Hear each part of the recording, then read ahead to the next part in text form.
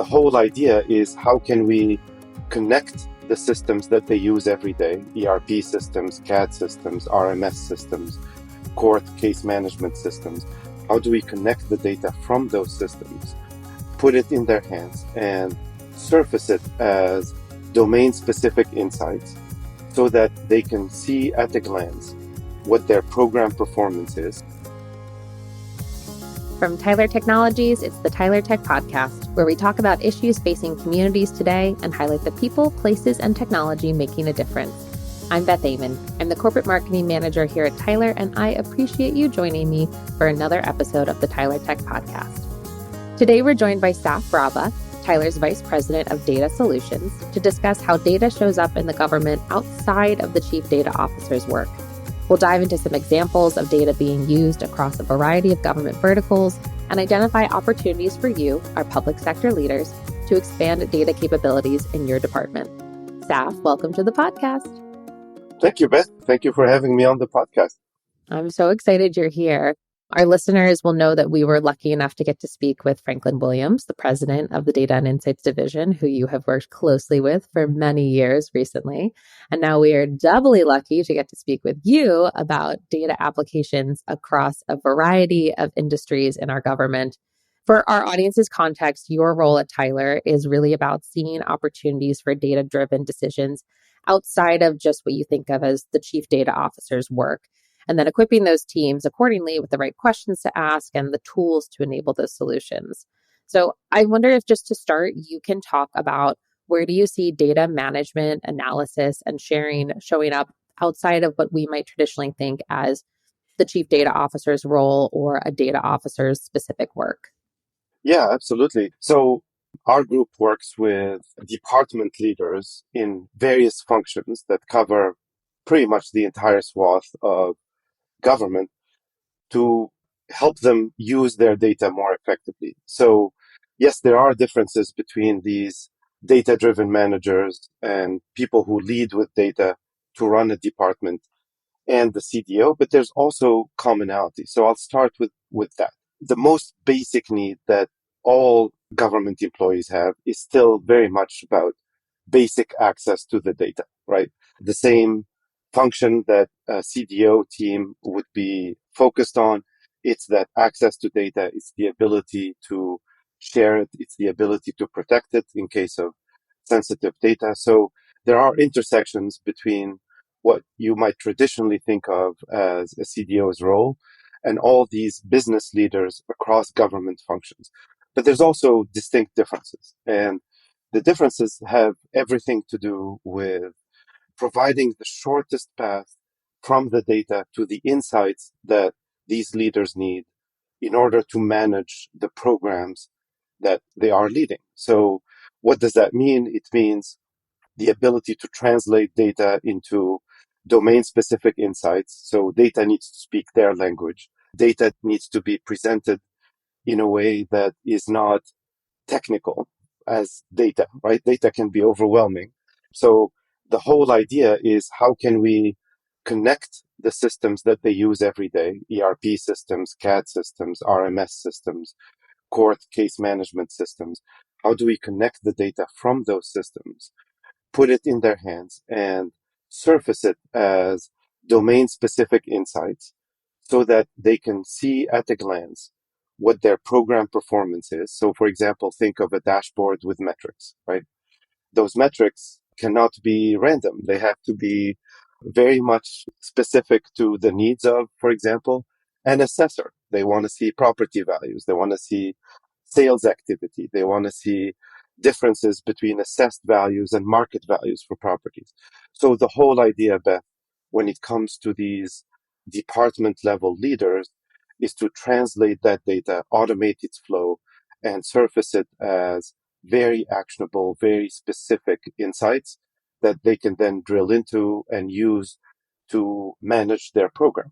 I think that point about domain specific is so important. It could be really easy just to say, oh, well, when we are collecting data, we're going to measure the time it takes to complete a task. And that's going to be standard across every industry. And that's just the data we're going to collect. But what if you're missing how many resources you have to do that task and you aren't measuring how many people have access to that information and then you miss the bigger part of the picture. I think it's a really cool point to say, like, there isn't a one fits all data analysis that can be applied when you think of, oh, I'm going to work with a data scientist or someone who knows data very specifically. You need to make sure that it makes sense to what you're trying to manage. Yeah, absolutely. Yeah. When we were talking with Franklin, we spoke about the kind of evolution of data management and analysis in government. And we talked about going from getting access to the data at all out of spreadsheets all the way to being able to perform predictive analysis. And we talked a lot about this kind of difference between open data and internal data sharing. And you and I were having a brief conversation before we pushed the record button about how maybe let's not say internal data sharing because that limits the scope of what's possible, that instead it's internal applications of data.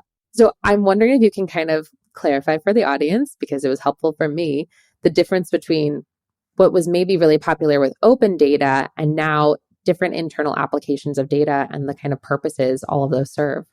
Yeah. So let's start with open data. And I think you and Franklin had a great conversation about that from the CDO's perspective, right? When we think about open data, we think about the why of open data. The most fundamental driver of open data is still very much about transparency. It's a basic expectation, and constituents, residents, citizens, everyone that is impacted by the city where they live, the county where they work, the state that they live in, have this basic need for transparency. And whether it's driven by policy or by law or simply good governance, transparency and open data, opening up the data that government has and putting it in the public domain in a usable, discoverable, accessible way is still very much part of good governance and basic expectations. But it's also about using this data to provide information to folks that need it, right? So we think about it as a tool, an asset for engaging constituents and helping them understand what their city is doing, right? What is the budget for schools this year? What do investments in transportation going to look like? How is that going to impact their lives?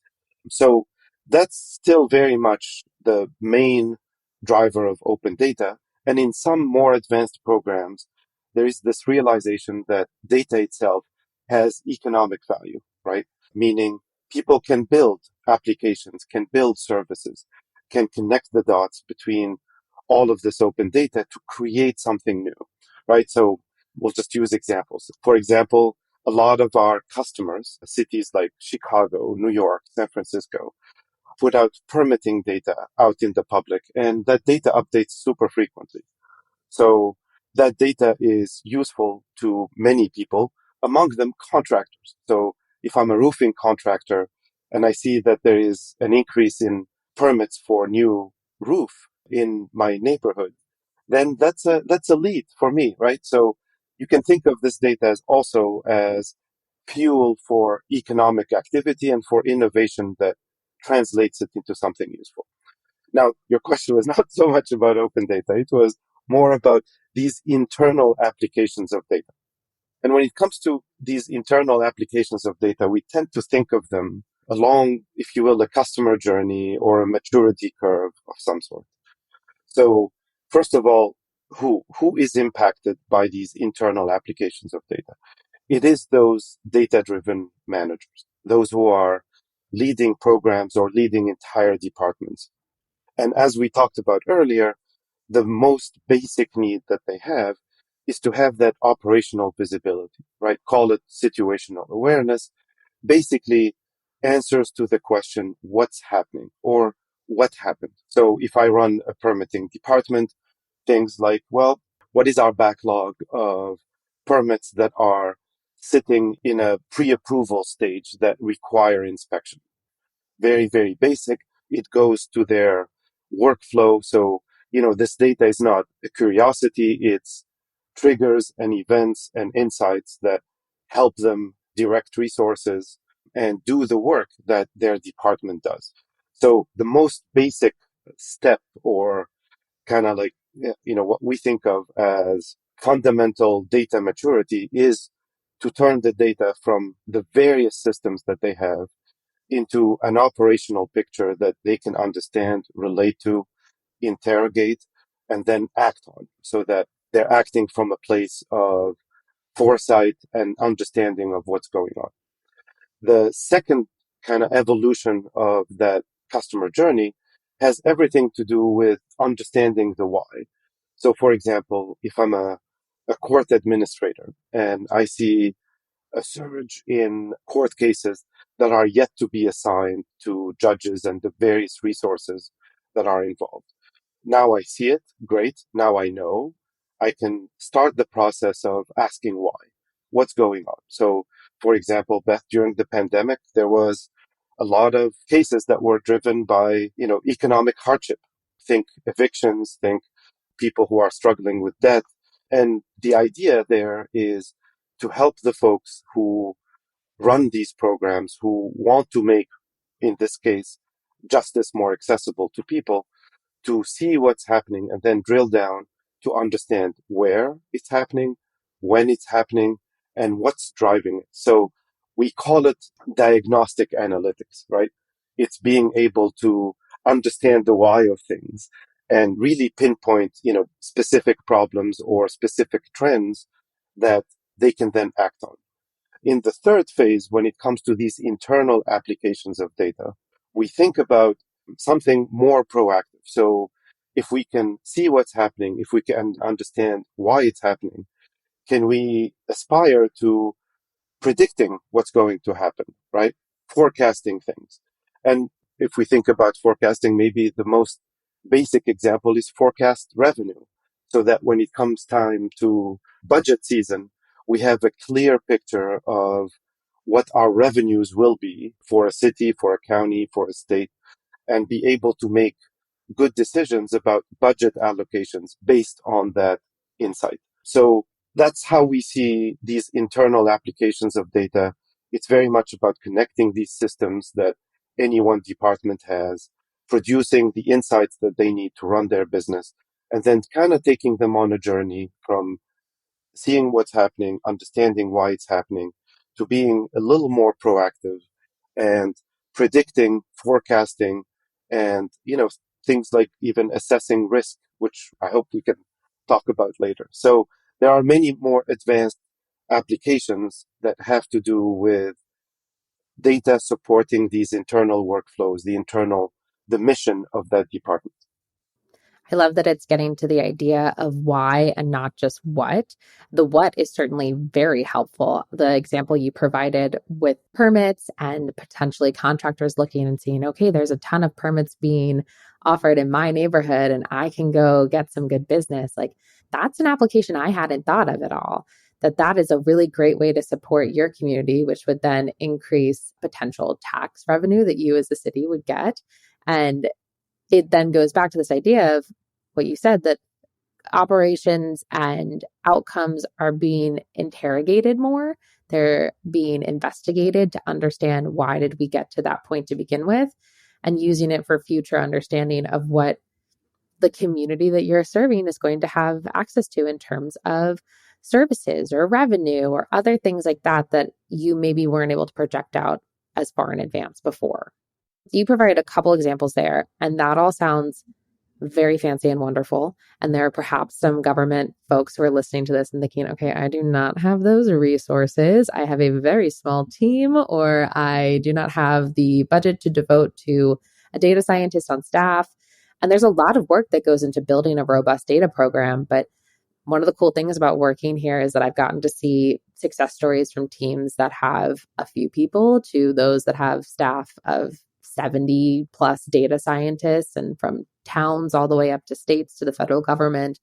So, can you speak a little bit about how governments can utilize data in their organization, regardless of their maturity level, the resources they have, the number of personnel they have on staff? And maybe if you feel so inclined to share a specific example that comes to mind. Sure, happy to, Beth. I think this is a super important question. And, when you said the word fancy applications of data, it really gets me thinking. The whole idea here is to lower the bar for using data on a day-to-day basis, right? So, let's look at the landscape of clients that we serve, that anyone working in government serves. I may be off with my stats here, but there are 20,000 incorporated cities, towns, and townships in the US. There's more. 15,000 of them have a population of under 5,000 people. Whoa, that is unexpected. Yeah, so the landscape, we work a lot with big cities like New York, Chicago, and these are, big, it's a metropolis with all the sophistication and the complexity that comes with running a large city. But for thousands of clients, the reality is once you get, if you were to rank cities from largest by population and budget, right? And you get to like city number 100 and then down 101 and so forth, you're dealing with cities that have about 200,000 in population, right? And below, and about $200 million in budget and below. That's kind of like where, the scale of what happens once you get past the 100 largest cities in the US. The same picture applies for counties, states. So the question is, well, what can you do when it comes to data if you are a city with limited budget? And limited budget really means limited resources. What kind of resources are we talking about? Certainly, IT resources that would traditionally be the ones who work on these data initiatives to create the types of innovations and, the things we just talked about, right? But it's also these cities, these counties don't have enough inspectors, don't have enough firefighters, don't have enough assessors, don't have enough, staff to perform the very kind of core functions that they need to perform. Meanwhile, we all know that expectations are high. And even if you're a small city, you still have to do all the things that large cities do. So the question of resources and what is the role of data in a world where resources are constrained becomes really, really important if these innovations have a chance of being mainstream, of being accessible to the broadest swath of jurisdictions out there. So I go back to this key point that at least my team focuses on, which is how can we lower the bar, right? How can we lower the bar so that you don't need a team of data scientists on staff? You don't need a lot of complex data analysis and infrastructure that will be even hard to stand up and manage, never mind use. So here, Beth, we think about practical approaches that will provide these insights to these clients in a way that doesn't require them to have this high overhead, and directing the insights and the product of these internal applications to helping them solve the core problem of we don't have enough assessors, we don't have enough inspectors, we don't have enough firefighters. So let me illustrate this with an example. We're working with the state of Kansas, specifically the Department of Revenue in the state of Kansas. And it's a really big, ambitious program that we are supporting. And it has to do with collecting data from assessors' offices who are located in the 102 counties in the state. So just for our audience, if you're not familiar with this process, every county has a county assessor. They have assessors or appraisers working in their departments. And the whole idea is to provide accurate, fair, equitable assessments of properties in that county. Now, the process of assessing and assigning valuations to these properties is governed by state laws. There are laws in place or statutes that govern how this really important process should happen and provides guidelines for how to do it in a consistent way across the state, for example. So the Department of Revenue, one of their core functions is to make sure that property assessments across the state are happening in a consistent way and in a way that complies with state rules. How does that happen? Well, it happens by collecting data from the assessors in each county.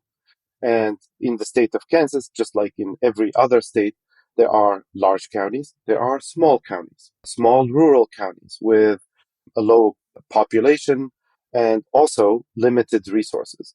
So this process used to be super manual, right? Uploading a spreadsheet, consolidating, spreadsheets into some sort of database, and then standing up a layer of analytics that does all the heavy lifting of analyzing property values and making sure that they meet these criteria. So the project that's currently in flight with the state of Kansas DOR and all county assessors in the state is to automate this whole thing. Why send a spreadsheet when we can automate the flow of data from each county assessor system right into DOR, consolidate that data into one place, and make sure that the data is constantly flowing, as opposed to, every year we have to do a whole manual process to collect it. Then the scope of the analytics that are performed on the data are well known, well described, well documented, in fact, and they are very common in the world of assessment. So we're standing up an entire layer of domain specific, back to that domain specificity, domain specific analytics for those assessors. And that takes the bite out of the process that an IT organization would go through to not only wrangle all of this data, but perform these analytics. And then these analytics are available to all the counties. And what does that mean? That means that if you're a small county that doesn't have all the resources that your neighboring county has, you still have access to the same insights. You still have that operational visibility that we talked about. And even for processes that were super manual. So for example, an appraiser, when they're looking at a property that is a bit unique or a commercial property, they often need to find comparables to that property so that they can check their own assessed values for that property. Well, how does that happen? Well, it happens by calling colleagues in neighboring counties and saying, hey, I've got this warehouse or I've got this lakeside property and I don't have many of these properties in my county. Perhaps you do, and would be nice to understand how the valuation process is working across the state so that when we come up with an assessment, it's defensible, it's accurate, it's informed by data. Now that process, instead of happening by phone and by collecting data, through relationships, which is great, we can automate this so that appraisers in these counties that don't have a lot of properties still have access to a statewide database of properties from which they can search, derive comparables, and do the work that they need to do in a faster, much more efficient way. That's a good example, at least in my view, Beth, of how do we bring these innovations, in this case to an entire state, and allow all counties, in addition to the State Department of Revenue, to participate in this ecosystem of data and insights and analytics in a way that is not cost prohibitive for those jurisdictions that just don't have the resources that we talked about. We'll be right back to our conversation.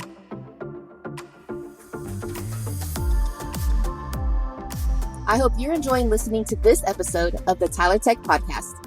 I'm Jade Champion, and I'm here with Danny MacArthur to see what's happening this week across government associations.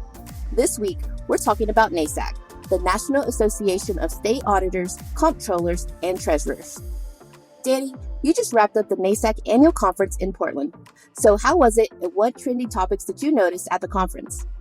Hey Jade, NASAC was great. Sessions and topics were geared towards effective and efficient financial management practices and how data can drive informed decision making. Tyler Technologies has been an affiliate partner with NASAC for more than 6 years, and we were able to present alongside the state of New Jersey to showcase their work with open data. The presenters talked about how organizations can connect data across departments and leverage that intel to inform decision makers and support residents' everyday engagements. We explored New Jersey's Open Data Portal, which has become one of the nation's premier state-level portals that continues to establish standards and best practices for data sharing. It sounds like the state of New Jersey serves as a prime example of leveraging data for operational use and public access. They do. Through collaborative efforts and the use of compelling visual dashboards, New Jersey has been able to enhance transparency and accountability with constituents on efforts such as COVID-19, Hurricane Sandy, small business grant support, ground level neighborhood programs, and much more. That's so awesome. Thank you so much for the update, Danny. I'm going to link a few stories about how Tyler can help enhance the digital infrastructure for your state and New Jersey's data-driven financial practices in the show notes. Now let's get back to the Tyler Tech Podcast. There's so many good things out of what you just said. And the concept of like, we want to lower the bar so that it isn't this idea of we don't have enough resources to have a data program. We can't commit budget to that. That instead this would increase efficiencies, that it would allow governments to do more important work than just paper pushing, collecting data, the things that have to get done but don't necessarily move the needle. It reminds me, we used to use this phrase a lot in the Socrata days, which you were a part of as well, about democratizing data. And this is a different way of doing that. When we talked about that in the times of Socrata and open data being the main focus, it would be about democratizing data for the residents, for the citizens. But this example of a state agency supporting the counties, it offers a different level of access for counties or jurisdictions that might have smaller budgets that allows them to operate at a high level that they're capable of. They just might not be resourced for. It's democratizing analytics would be a good way to describe it. Yeah, I think it's great. And I do love that part about government, that you can share so many of your resources, that you can see, okay, the state of Kansas did that, so maybe we can now do that in the state of Montana or the Commonwealth of Virginia, that there are options to take that and have that same experience for our government workers and for our residents transferred from state to state, from location to location. So I want to kind of switch us to talking about residents, because that conversation we just had was very much about, I am a government worker and I am being equipped by my state government or a neighboring jurisdiction to understand comparables, to understand more about the data landscape. But residents are probably also expecting a lot of their government, especially when it comes to data management and sharing. For many reasons, the increase of technology accessibility has really made everyone think, oh, I can just type in the same thing and get exactly what I want, or I can click a button and my Uber is here, and therefore government should do the same thing.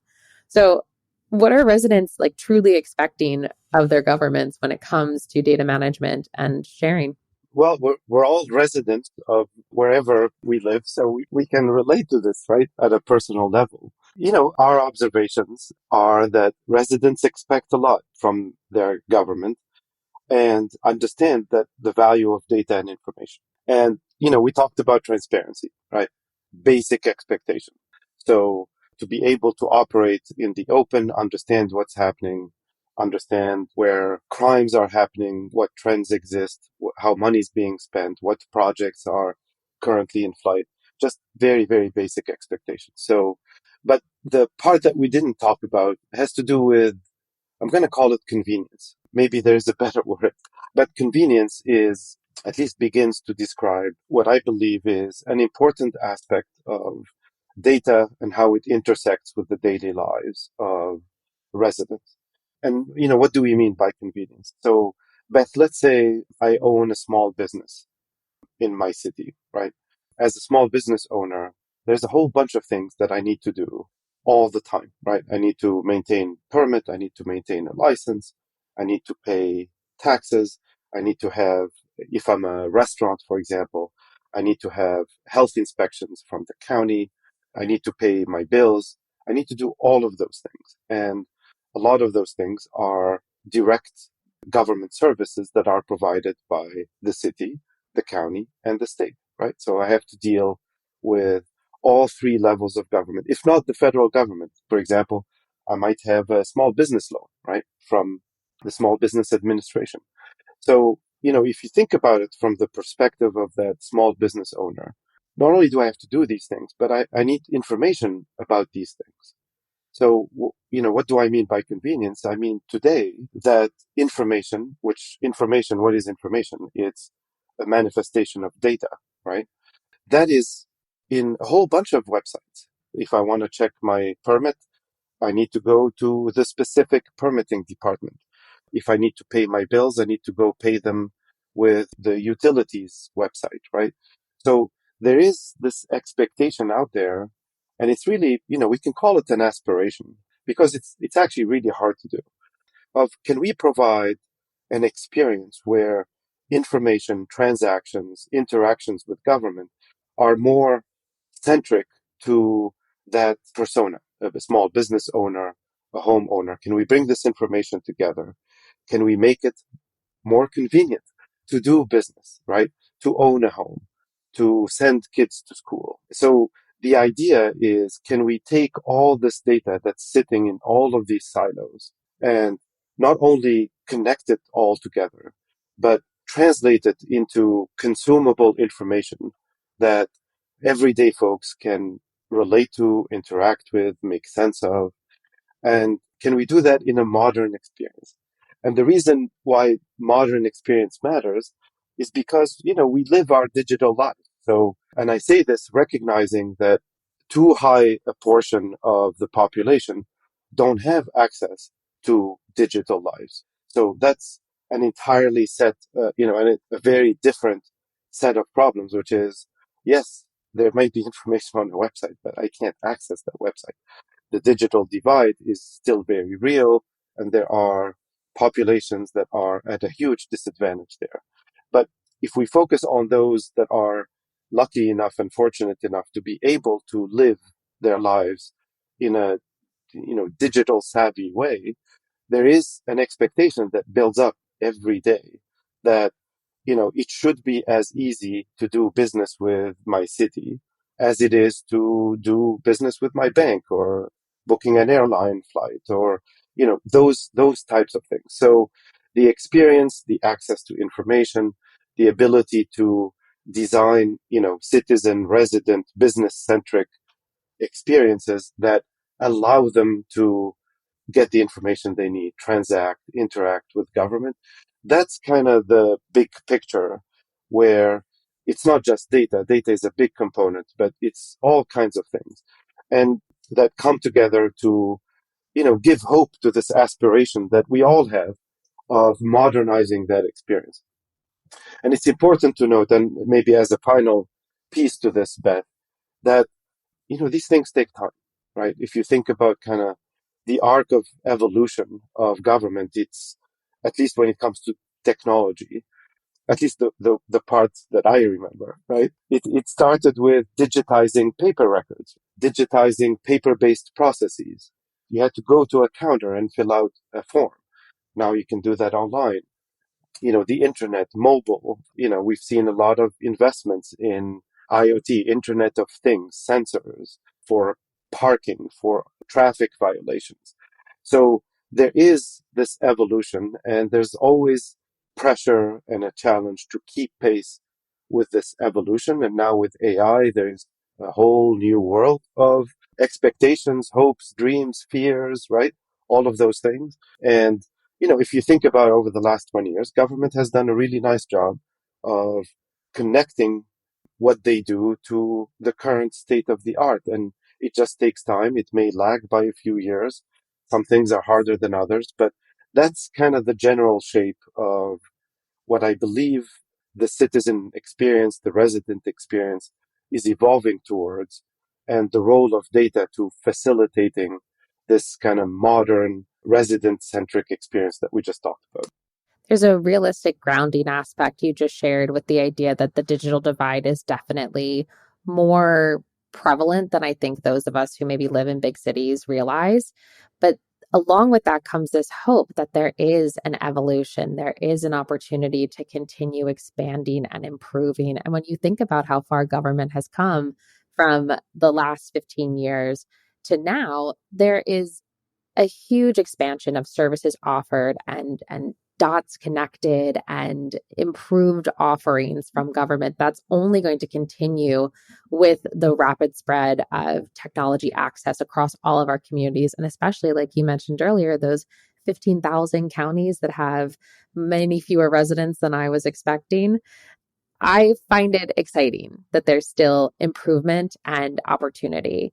And so I want to have us leave off with a look towards the future and another exciting thing. And you mentioned AI already, so I have a feeling this will be a part of your answer. But Saf, what's the most exciting thing you're seeing in government's use of data? There are a lot of exciting things. And we're definitely going to talk about AI because how can we talk about exciting things and not mention AI? But before we get to AI, Beth, I want to highlight something that is, perhaps invisible to the outside world, but it's very real. And for me, it's the most exciting things. It's the thing that gives me, motivation and hope that we are very much on the right track as a community. Tyler, other vendors, civic innovators, and our government clients, right?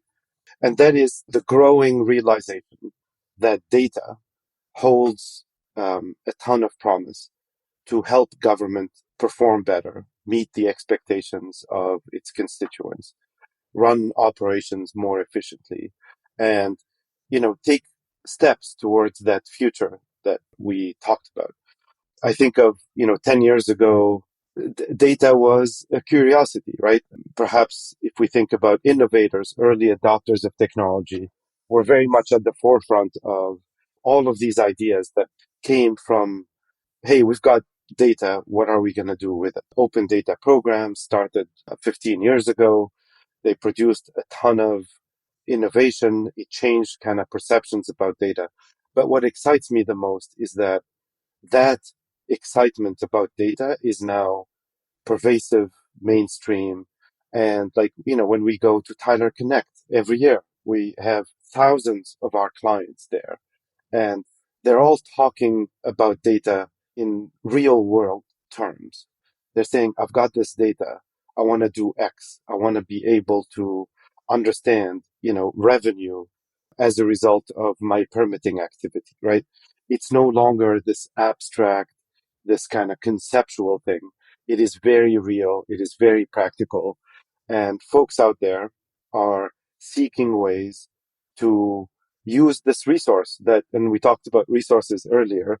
It's pretty much the only resource that government has in abundance is data. So that's, by far what I'm most excited about because it just opens the field of opportunity for our clients to take stock of this asset that they have and think and implement and experiment with practical ways to use the data every day to run their business. So that's, if we end there, I think it'll be a success. But we should talk about AI just a little bit because, there's a lot of hype. We can look at AI. I mean, everywhere you go, you see articles about AI on social media. It's, AI this, AI that, massive developments. So there is definitely hype. There is, kind of the shiny new object syndrome happening, but there's also a lot of substance behind it, right? And we've seen examples that really ought to give us an opportunity to think and perhaps rethink how we do things. And I'm going to stay away from all the buzzwords, Beth, and all the hype and really focus on the kind of core goal of helping government leaders, these data-driven managers, use data more effectively to improve the operational profile of their programs, so run them more efficiently, and also improve the outcomes that are provided to the various constituents that these programs serve. So when I think about AI, I think about data because without data, there's no AI. But AI, it's not just the generative AI that kind of has filled the room with excitement and noise and fear and all of that stuff, Chat GPT being a prime example. It's actually more simple than generative AI. And I'll give you some examples, Beth. We talked about resources earlier, the lack of resources. So for example, inspections. If I'm a county, I have to literally inspect all the restaurants in the county to make sure that the food they serve is safe for my residents. Very, very basic thing. The reality is the number of inspectors is far too small to inspect all the restaurants that need to be inspected on a frequent enough cycle. So what's the answer, right? What is the answer? The answer lies in the data and an application of data that you could call AI. Because what's the point of inspecting all restaurants equally and never being able to do that because of lack of resources? When methods and technology exist to take these restaurants, build a risk adjusted profile. If we take data such as 311 data, we look at prior inspection data, we look at infection data, we look at certain variables that exist in all of these systems, bring them together, build a risk model that would literally stack rank restaurants from the highest risk of having, health type violations to the lowest risk possible. Will it be foolproof? No. But what it will do is basically produce a smaller number of restaurants that need to be inspected on a priority basis. And then we can balance the need to inspect with the resources that are available for inspection. And to me, this is an example of, what I'm most excited about when it comes to all of this AI talk, which is how can we apply advanced analytics and how can we, again, lower the bar for using these advanced analytics to plug this intelligence into every government process and every government program to make it more efficient, back to balancing the need to inspect with the number of inspectors available, but also to produce better outcomes, which in this case is safer restaurants and less likelihood of foodborne disease spreading in the community. And that example, Beth, applies everywhere. If you think about every government function, whether it's assessing properties, whether it's doing fire inspections on buildings, all of those things can benefit from this type of thinking of applying domain-specific analytics, data science, AI. I don't really care what we call it, but it's advanced applications of data to achieve that need for more efficiency, more throughput, and better outcomes for constituents. So that is, I think, the promise of AI, and it's up to all of us to figure out how to make that promise real, accessible, safe, and that's what we're working on. So hopefully we can get together a few podcasts from now and do a little update on all of this work. I think we certainly can. And I'm going to be very honest, Steph, when you started sharing that example about AI and restaurant inspections, I started going very different places in my brain of how AI could be used to restaurant inspections. And it did involve holograms, but it goes back to the point you made earlier of the data's goal is to lower the bar of access. It is to increase efficiencies and find different ways to prioritize, and having like an AI informed risk adjusted model would help you think, okay, I probably don't need to worry about Joe's Cafe, but I might need to be worried about Bob's Cafe. Like there could be different health violations that have happened in the past or outside circumstances that we're not aware of. And I think you really hit the point in this conversation that there are so many different ways that data shows up in our government services and can drive efficiencies than we're thinking about. It is not just the chief data officer. It is every government official's job and opportunity to harness the data that they have and really put it at the heart of their decision making. So, Saf, I want to thank you so much for joining us today. I really enjoyed talking with you about all of this. Yeah, so did I. Thank you so much for having me and can't wait to do this again, Beth. Thank you.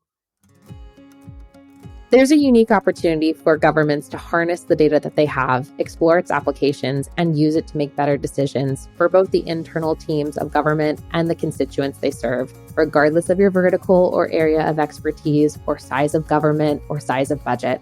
I hope you found today's conversation enjoyable. For Tyler Technologies, I'm Beth Amon. Thanks for joining the Tyler Tech Podcast. We're looking to learn more about you and what you want to hear more of on the Tyler Tech Podcast. Fill out our audience survey in the show notes today to let us know how you heard of the show and what you want more of. And don't forget to rate and review the show wherever you get your podcasts.